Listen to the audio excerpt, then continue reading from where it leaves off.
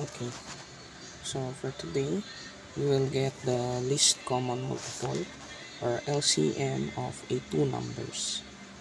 So there are two ways to get the LCM.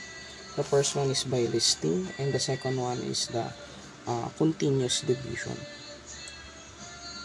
So in listing, of course, we're going to list the multiples of 4 and 5.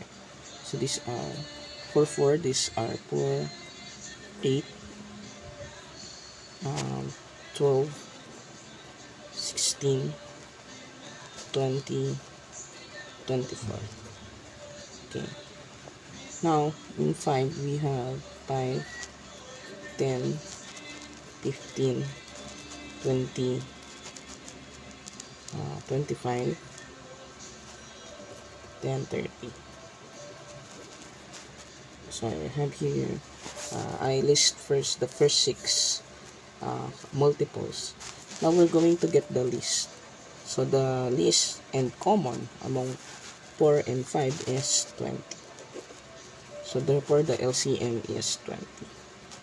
So by listing, you get the least common multiple. You list all the multiples and get the least common multiple of the two numbers. Now, what if we want to